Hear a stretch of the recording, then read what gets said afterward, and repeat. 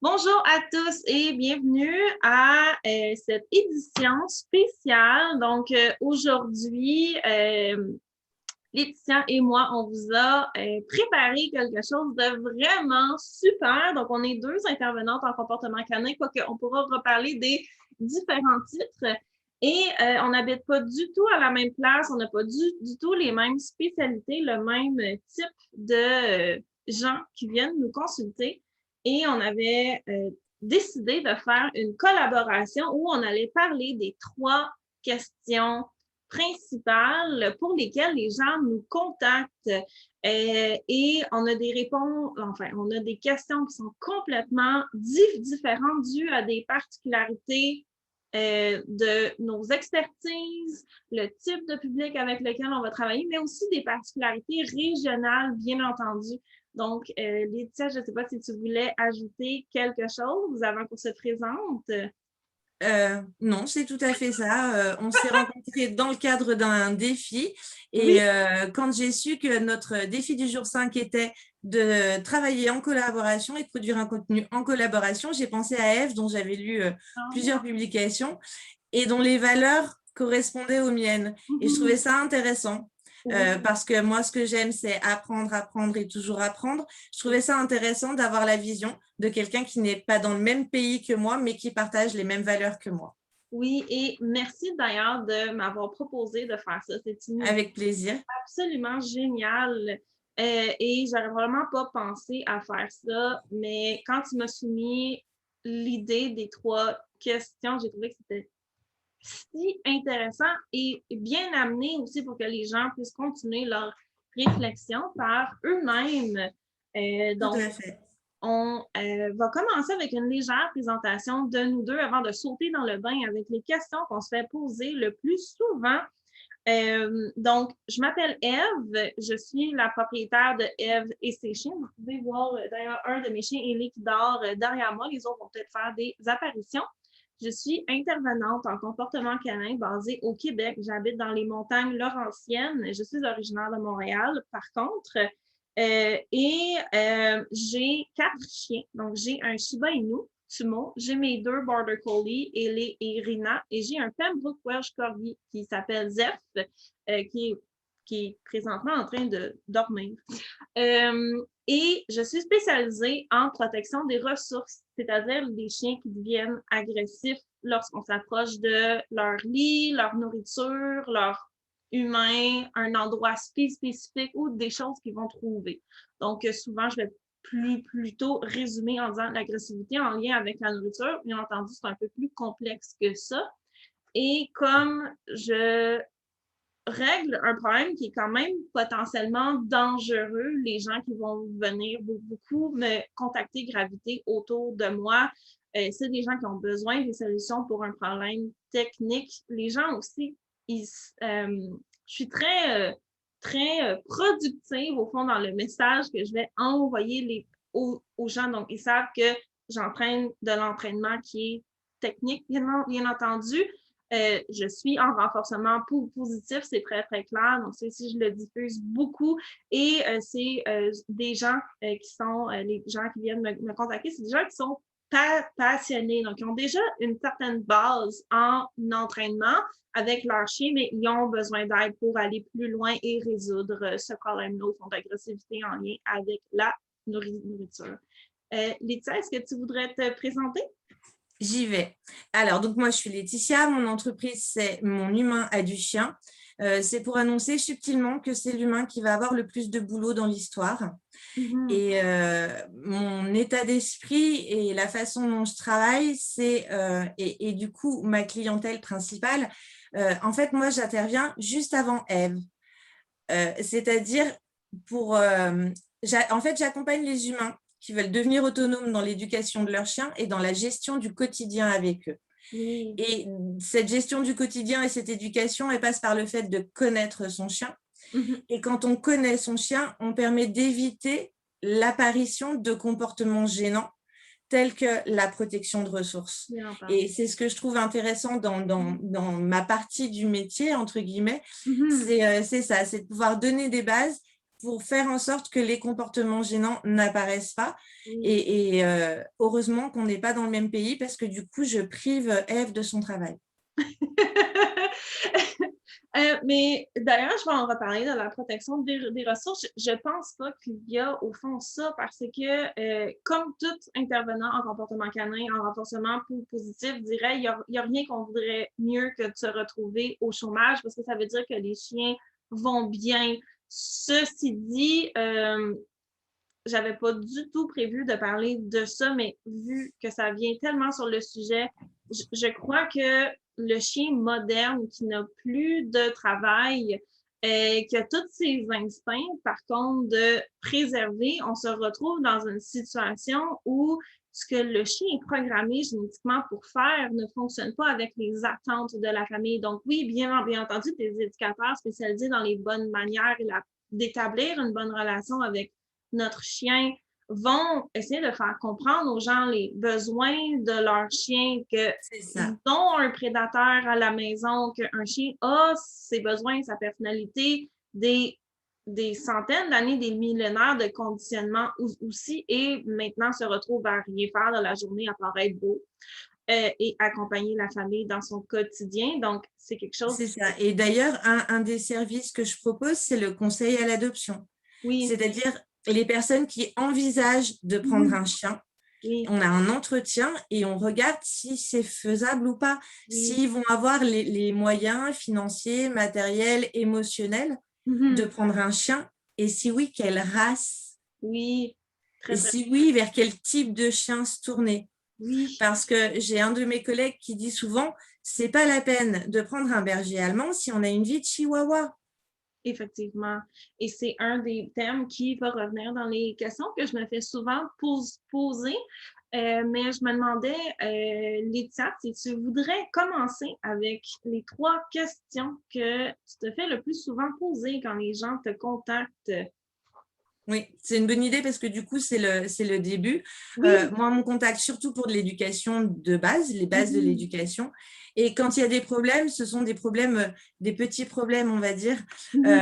La première question qu'on me pose, la première problématique pour laquelle on vient me voir le plus souvent, c'est « mon chien tire en laisse ». C'est infernal, il me déboîte l'épaule à toutes les balades, mon chien tire en laisse. La deuxième, qui va avec et qui est quasiment à égalité, c'est en balade, mon chien ne revient pas au rappel. Oui. Et la troisième, c'est mon chien est agressif quand il croise d'autres chiens. Au niveau des 2 premiers, mon chien tire en laisse, mon chien n'a pas de rappel.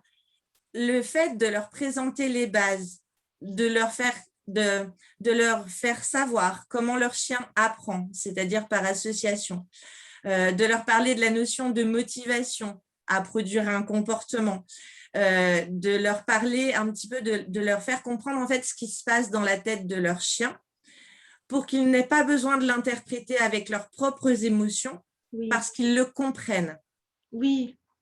Et ça, c'est très, très important parce que ça évite l'anthropomorphisme. Oui, exactement. Qui est néfaste parce que ça nie l'individu et ça nie l'émotion de l'individu, en l'occurrence le chien. À partir du moment où on lui prête une émotion qui est la nôtre et donc qui n'est pas la sienne, notre réaction sera forcément pas la bonne. Exact. Donc, le fait de comprendre, d'être dans un objectif de bien-être de son chien, parce qu'on comprend que si son chien est bien, ben nous, on est bien aussi. Oui. Le fait de communiquer, et tout ça, c'est des petites problématiques qui se résolvent par ce biais-là. En se demandant pourquoi son chien tire, en se demandant pourquoi son chien ne revient pas au rappel. Un exemple tout bête, le chien qui tire en laisse, le chien a un déplacement, enfin une vitesse de déplacement moyenne de 15 km/h. La nôtre, elle est de 5 km/h. De base, il va 3 fois plus vite que nous. Le chien qui tire en laisse, il veut juste avancer. Et il faut comprendre ça pour pouvoir lui apprendre à ne pas tirer en laisse. Oui. De la même façon que pour le rappel, par exemple, en balade, ce sont nos épaules qui donnent la direction dans laquelle on va. Donc, quand on se tient face à notre chien et qu'on lui dit « viens, viens », notre bouche et nos mains disent « viens » et nos épaules lui disent « je viens vers toi ». Oui. Donc, lui, tranquillement, il finit de renifler sa petite odeur en attendant qu'on arrive près de lui. Et un moyen tout bête de travailler le rappel, c'est de tourner les épaules. On tourne le dos à notre chien en l'appelant pour qu'il vienne nous voir. Et ça marche à tous les coups. Le chien se détourne de ce qu'il est. Il fait un choix entre l'odeur qu'il est en train de renifler et nous. Il nous choisit nous et il revient. Et là, on va renforcer. Une question de pression frontale aussi qu'on va mettre au chien lorsqu'on a une position qui est insistante au niveau du rappel, parce que le rappel, c'est quelque chose qui m'intéresse beaucoup et qu'il faut être conscient de ces différents gestes-là, parce que plus on insiste, plus physiquement on penche par en avant, tout à fait. Notre posture repousse le chien. Tout à fait. On a des chiens qui sont très sensibles à la pression, comme moi, j'ai des Border Collie. C'est des éléments qu'il faut désensibiliser si on veut un rappel en position naturelle pour l'humain. Donc oui, c'est des questions qui sont très intéressantes et souvent, c'est juste de, justement, comme tu disais, de bien expliquer aux gens la perspective du chien, leur évite beaucoup de frustration et permet de faire facilement résoudre des problèmes qui sont difficiles pour les gens de vivre avec, alors que des fois, les solutions sont complexes, mais des fois, elles sont toutes simples, comme juste de faire attention à notre posture. C'est ça. Et dans la protection de ressources, et tu vas sans doute le confirmer, la posture qu'on a face au chien, elle est essentielle et la compréhension de pourquoi il produit le comportement, elle est essentielle. Et du coup, quand on s'y est pris tôt et que le client, l'humain, a conscience tôt de ces choses-là, il ne va pas mettre le chien dans une situation dans laquelle il serait amené à produire un comportement de protection de ressources. Voilà, c'est ce que je trouve intéressant dans notre travail. En fait, il est complémentaire. Exactement, parce qu'il y a des cas dans lesquels la protection des ressources va être présente, soit à la naissance ou le chien a un certain passé. Donc, là, les conseils de base ne sont plus suffisants et c'est là où je vais pouvoir venir aider les gens. Mais avant de rentrer sur les 3 questions que moi, je reçois le plus souvent, je vois un lien entre les 3 questions que tu reçois souvent de un chien qui tire en laisse, les problèmes de rappel, les problèmes d'agressivité. Moi, qui est intervenante en comportement canin et qui est capable de lire entre les lignes, je vois des problèmes de réactivité que les gens ont lorsqu'ils se promènent en laisse avec le chien et les gens tentent de comprendre pourquoi le chien a ces réactions-là lorsqu'il voit d'autres chiens essayer de le rappeler, ça ne fonctionne pas, il trouve que le chien tire en laisse quand il voit un autre chien, la personne trouve ça plus frustrant, bien entendu, et éventuellement, du perspective de la personne qui a de la misère à lire le comportement canin parce que c'est pas intuitif lire le comportement canin. Soudainement, de la perspective, bien entendu, du propriétaire, le chien va exploser. Donc, c'est ça. Tout ça, pour moi, ces 3 questions-là sonnent comme un problème de réactivité lors des promenades en laisse. C'est la première chose qui me passe par la tête lorsque j'entends ces 3 problèmes-là mis ensemble. Ah mais oui, c'est typiquement, et c'est à la fois chez nous, je m'en rends compte, un problème de socialisation pour le fait d'être agressif. Et c'est surtout parce que les humains qui viennent me voir, ils me disent il est agressif avec les autres chiens. Et en fait, quand on va en balade, je me rends compte qu'il n'est pas agressif, mais qu'il peut être frustré, qu'il peut être inquiet, qu'il peut être apeuré. Donc, il y a tout un tas d'interprétations qui se transforment tout à la fin en « il est agressif avec les autres chiens ». Et le problème, c'est que du coup, les humains ont peur et aggravent encore la situation et le comportement du chien. Et une des choses qui est essentielle en tant qu'éducateur, intervenant, peu importe le terme qu'on utilise, c'est que le cerveau humain est programmé pour répondre à l'agression par l'agression. Et si on est dans une optique d'agression, je vais en reparler pour la protection des ressources, il faut se rendre compte de cette réaction première-là qu'on a et on est quand même l'animal avec le cerveau le plus développé sur la planète, donc on est capable de passer outre nos réactions instinctives, mais c'est la vérité que si notre chien a une réaction agressive, on est programmé pour répondre à l'agression par l'agression. Tout à fait. De faire tout ce travail sur nous-mêmes là pour le voir différemment, ne pas avoir ces réactions agressives-là parce que ça va rempirer le problème. Tout Et à fait. beaucoup, justement, d'expliquer le comportement avec d'autres termes va enlever de la frustration, bien entendu, au propriétaire, mais surtout va le mettre en équipe avec son chien et déclencher de la bienveillance chez le propriétaire face au chien qui a de la difficulté à gérer une situation. Et moi, j'amène beaucoup mes étudiants à le voir comme votre chien vous appelle à l'aide parce que avec Il communique avec vous. là, exactement, le chien vous demande de l'aider. C'est difficile d'être fâché après quelqu'un qui nous demande de l'aide, un individu qui est en détresse d'une certaine façon. Donc, de beaucoup venir utiliser ces mots-là pour justement contrer cette réaction instinctive initiale de répondre à l'agression par l'agression. Et Tout à fait. c'est vraiment... Et moi, je vois que je fais beaucoup de balades collectives et quelque chose qui aide beaucoup les humains, c'est d'avoir, entre guillemets, les petits trucs pour réagir de la bonne façon. Et à partir du moment où on leur dit quoi faire, ils peuvent le mettre en application. Et en le mettant en application, ils constatent que ça fonctionne. Et du coup, comme le chien le fait très, très bien, si ça marche, je recommence. En fait, il se renforce et l'humain se renforce aussi. Et plus il sait comment il va réagir, plus il a confiance sur le fait qu'il a du contrôle sur la situation, ça baisse les émotions de l'humain et ça baisse les émotions du chien. Aussi, un autre problème que moi, je n'ai pas, ou très, très peu, mais que les spécialistes en réactivité ont, c'est la gêne des gens, la pression sociale que les gens se mettent sur eux-mêmes, certaines fois. Avoir un chien qui réagit de manière impeccable. C'est un des plus gros problèmes. Exactement. Moi, le problème que je règle est beaucoup plus dans la maison. Donc là, c'est plus... J'ai moins cette difficulté-là du regard des autres. Du regard de l'autre. Mon chien, il aboie après les autres chiens, il est agressif, ça, on l'entend beaucoup. Les gens qui vont se croiser, oh, mais vous avez qu'à le dresser, votre chien. Et du coup, effectivement, il y a la pression sociale, en fait, la pression du regard de la société sur cette situation-là. Et c'est quelque chose, justement, quand on commence très, très tôt et qu'on évite ce genre de comportement ou que les gens font appel à moi avant qu'il soit trop profond et trop ancré, eh ben, on n'a pas on évite cet écueil-là. Oui, effectivement. Je vais enchaîner avec mes questions parce qu'on pourrait en parler pendant des heures. C'est peut-être fascinant, mais on ne veut pas que la vidéo dure 3 heures. Donc, je vais enchaîner avec les questions pour lesquelles les gens me contactent moi. Et c'est des questions qui sont très différentes dues à, justement, comme on disait, les spécialités, ce qu'on appelle le public cible, donc le type d'étudiants que je recherche et qui me contactent.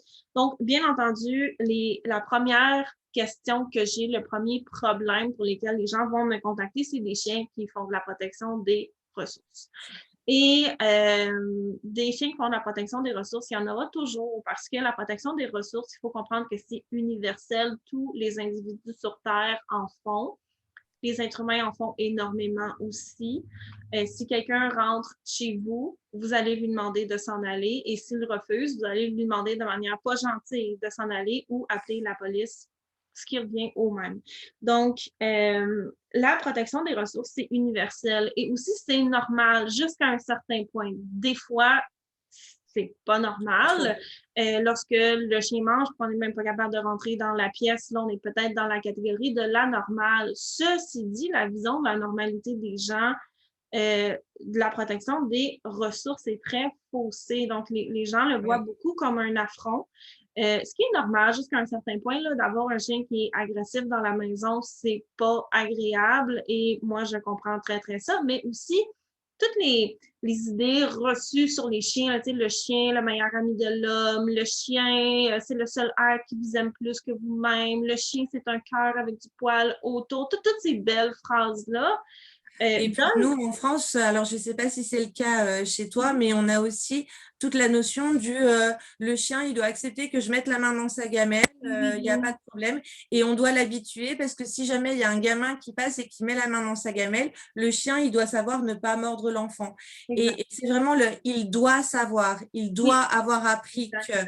Et le problème, c'est que la façon de faire, c'est-à-dire mettre la main dans la gamelle régulièrement depuis qu'il est tout petit, génère en fait ce comportement. Exactement. Et comme on a un comportement qui est à la base génétique et aggravé par l'environnement, c'est toutes les bonnes et les moins bonnes choses qu'on va faire ou que les autres personnes vont faire ou que les autres chiens vont faire aussi, les chats, etc., peut créer ces problèmes-là et les gens ont des réactions très, très fortes parce que dans leur tête, le chien n'est pas censé agir de cette manière-là. C'est ça. Le chien est censé être béat de gratitude face à la nourriture qu'on a travaillé fort pour lui offrir. Ça fait du sens si on réfléchit du point de vue de la personne. Ceci dit, un chien reste un animal. Si mon conjoint, là, c'est sûr, la relation, elle est différente, mais si mon conjoint me donne quelque chose et ensuite il me l'enlève, je vais avoir un sentiment amer et confus par rapport à... Mais là, c'est sûr que la relation avec le conjoint est différente qu'avec le chien, mais oui, la Tout à protection... fait, et avec les humains, mais moi j'ai souvent l'habitude d'expliquer pour contrer justement cette idée qu'il faut pouvoir mettre la main dans la gamelle du chien. Je dis souvent aux gens qui viennent me voir que, imaginez, vous êtes au restaurant, le serveur vient de vous apporter votre plat, il s'éloigne pour servir quelqu'un d'autre, et puis en repassant dans l'autre sens, avec votre fourchette, il mélange toute votre assiette. Oui, effectivement. Donc, c'est des comportements qui sont socialement inacceptables chez les êtres Tout à fait. Par exemple, pour lesquels on a créé ces normes sociales-là, c'est pour éviter les comportements de protection des ressources en société chez les êtres humains parce que ça allait amener des frictions sociales et toutes ces frictions-là allaient amener, bien entendu, de l'agressivité, du ressentiment, bref, n'allait pas aider la société La société.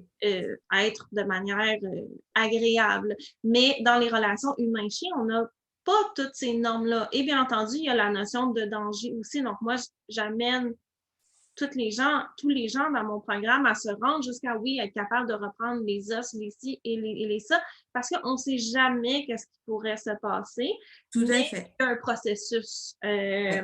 Donc, ça ici, c'est la première question pour lesquelles les gens me contactent. La deuxième, qui est très intéressante, c'est que les gens ont des problèmes spécifiques avec leur Border Collie, qui est une des races que j'ai de chiens, donc j'en ai deux. Et comme je raconte beaucoup ce qui se passe avec eux, je suis très ouverte avec ça. C'est des chiens qui ont besoin d'un travail, c'est des chiens à haute énergie, c'est des chiens qui ne sont pas adaptés à la vie en appartement avec des gens qui ont des emplois à temps plein. Donc, on se ramasse avec beaucoup de chiens qui ont des comportements non agréables, des chiens qui sont très sensibles aussi et qui sont faits pour remarquer tout ce qui se passe dans l'environnement parce que Ouais. les chiens de travail à la base. Et beaucoup de gens ont des problèmes avec leur border collie. Et souvent, ils sont dépassés, ils ont essayé d'avoir de l'aide, ça a plus ou moins fonctionné. Donc, ils vont venir me contacter moi pour me demander, vu que toi, tu en as et que tu as résolu des problèmes avec tes chiens, est-ce que tu pourrais m'aider? Donc, c'est une race quand même assez complexe. Le border, je dirais, pour cette raison-là, il y a beaucoup de gens qui ont des problèmes. Encore là, on en parlait juste avant, tous les films avec des chiens super bien entraînés ou alors des souvenirs de jeunesse. Mon grand-père en avait un sur la ferme, c'était tellement un bon Il chien, était comme mais ce ci, comme chien-là ça. avait un emploi dans la vie, ses besoins étaient brefs. Il était dans l'environnement. Nous, on a le problème en France avec les Malinois. Oui. Les Malinois qui sont utilisés par l'armée, les forces de l'ordre, etc.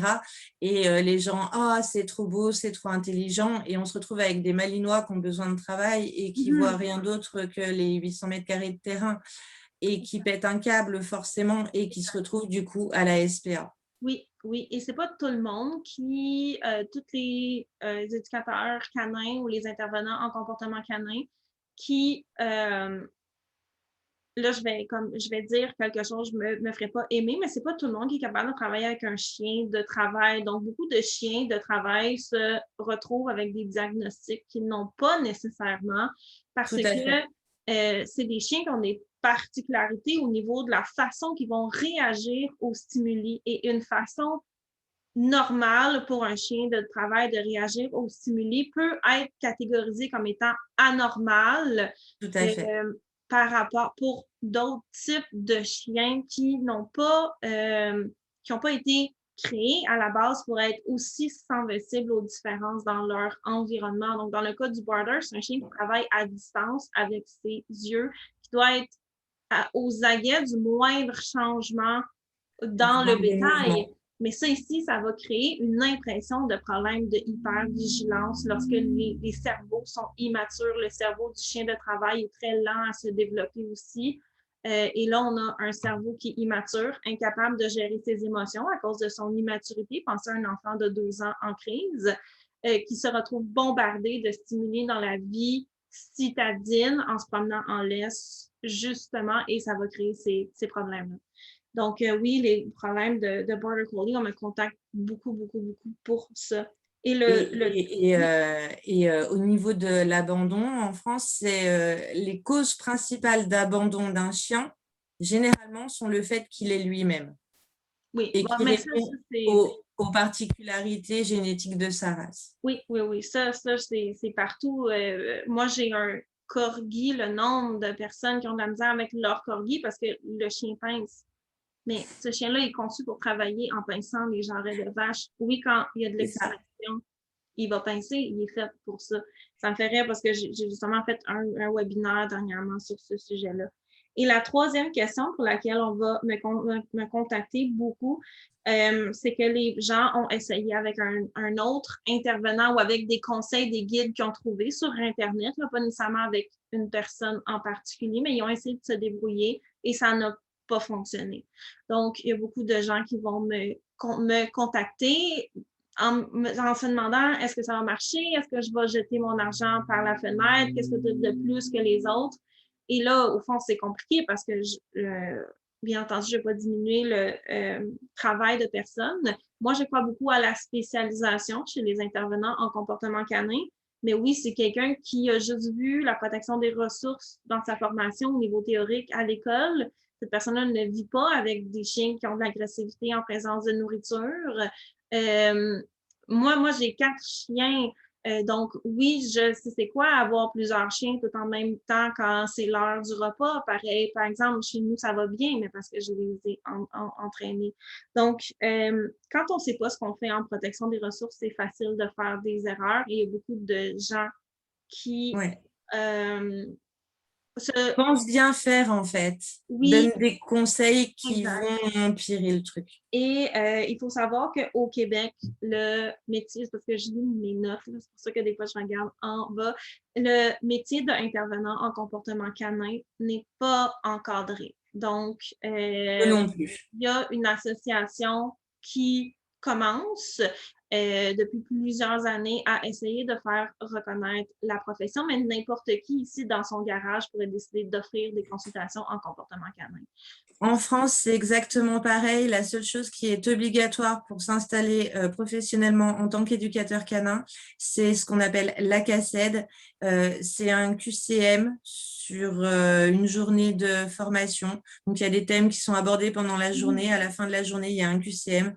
Et si on réussit le QCM, on a le sésame pour pouvoir s'installer en tant qu'éducateur canin. Donc, pareil, dans son garage. Ah oui, mais c'est clair qu'en une journée, on est capable de réhabiliter tous les problèmes de chiens sur la planète. Donc, bien entendu, vous entendrez le sarcasme dans ma voix. Et la protection des ressources à la base, c'est quelque chose qui est très difficile à régler parce que c'est une question de survie. Moi, j'ai mon thé que je bois depuis tout à l'heure. Si quelqu'un arriverait et essayait de me l'enlever, je ne réagirais pas de manière plus positive. Donc, comme on a un problème qui, à la base, est génétique, c'est un patron moteur. C'est probablement le patron moteur dans les plus faciles à régler, mais les problèmes génétiques, instinctifs, les patrons moteurs sont très difficiles à régler. C'est facile de faire n'importe quoi. Je connais des gens qui ont, bien entendu, appliqué des mauvais conseils comme d'aller jouer dans la nourriture du chien, de le chicaner, tout ça, mais même en R+, on peut faire des dommages. Juste une mauvaise séquence de conditionnement classique. Faire des échanges alors que le chien n'est pas prêt va renforcer l'inquiétude du chien qui va se faire prendre ce qu'il a. Et on se ramasse avec des gens qui ont essayé d'appliquer les conseils qu'on leur a donnés. Et le chien est rendu dangereux Et là, Oui. les gens sont déconfits de leur expérience. Et malheureusement, c'est difficile parce que c'est de convaincre la personne de prendre une autre chance, de, bien entendu, dépenser de l'argent Il y aussi. a aussi le fait que les humains, souvent, dans ce cas-là, culpabilisent quand ils réalisent que c'est ce qu'ils ont fait qui a empiré le comportement. Ils ont tendance à culpabiliser. Et ça, il faut le gérer aussi. Oui, oui, effectivement. Et il y a même des gens qui disent que j'ai déjà entendu que c'était pas possible de régler la protection des ressources parce que c'est instinctif.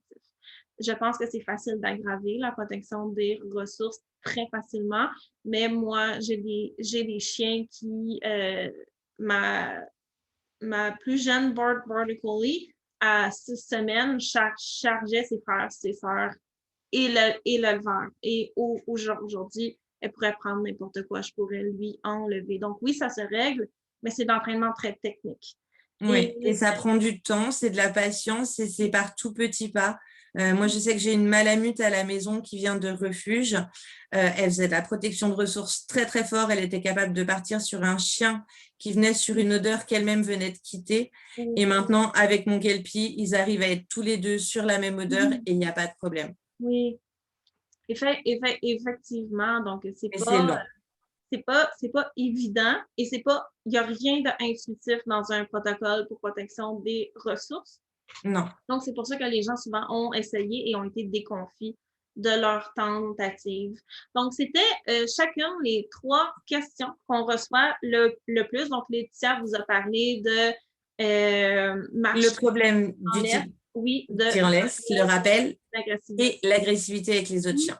Et moi, les 3 questions que j'ai le plus, c'est des questions par rapport à la protection des ressources, les questions par rapport aux chiens de travail, spécifiquement les Border Collie, mais en général les bergers, et des gens qui ont essayé, que ça n'a pas fonctionné et qui se demandent est-ce que je devrais prendre une chance de réessayer une autre fois, qui peut entraîner des conversations où on peut nécessairement dire des choses négatives de nos collègues, mais amener aussi tout le principe de spécialisation ou Oui. de problème de manque de législation dans la profession aussi. Et je ne sais pas embarquer là-dedans, mais les méthodes d'entraînement qui peuvent être très différentes d'un intervenant à l'autre. Tout à fait. Notamment du fait du manque de législation. Exactement. Et c'est fascinant parce que c'est des questions qui sont très opposées, mais qui en même temps relèvent un peu des mêmes problèmes, moi, par rapport au fait qu'il y a beaucoup de choses à comprendre par rapport aux besoins des chiens en général, mais aussi par rapport aux besoins des gens. C'est quelque chose dont je parle beaucoup dans ma formation sur la protection des ressources, de comprendre nos besoins, comprendre nos mécanismes dans notre cerveau, comme j'ai parlé de la réaction primaire quand le chien va devenir agressif. Si le chien tire, on va tirer nous-mêmes parce que dans l'autre sens. Les chiens ont un réflexe d'opposition, nous aussi, on l'a. Et ben, c'est l'heure de la sieste à terre. Donc, c'est intéressant de voir au fond comment dans notre profession en tant qu'intervenant en comportement canin ou éducateur canin, ce qu'on fait beaucoup, c'est faire le pont entre les besoins de la personne et les besoins de l'animal pour les faire se rencontrer au milieu. Et c'est ce pont-là qui est souvent difficile. C'est ça, c'est la communication qui est basée sur la compréhension et sur la recherche du bien-être de l'autre. Et ce qui est magnifique, c'est que quand on arrive à créer la communication, en fait, le chien comprend qu'il peut parler et il se met à être très, très bavard. Et du coup, l'humain l'écoute et c'est un cercle vertueux qui se met en place où il y a une communication qui est intense et qui est vraie. Oui, c'est vrai. Donc, j'ai pas rien de mieux à ajouter. Je pense que Laetitia a super bien résumé tout notre but en tant qu'intervenant en comportement canin. Donc, je suggère qu'on se laisse sur cette très belle parole. Est-ce que tu voulais ajouter quelque chose ou… Non, juste merci beaucoup d'avoir accepté ma proposition parce que c'était vraiment très intéressant et j'espère qu'on pourra le refaire peut-être sur d'autres sujets. Oui, ce serait vraiment fascinant. Donc, avoir resté à l'écoute peut-être un jour. Au Un nouveau revoir duo. à tout le monde et merci à tous d'avoir été là et merci Salut à à tous. les politiciens. Merci à Ève.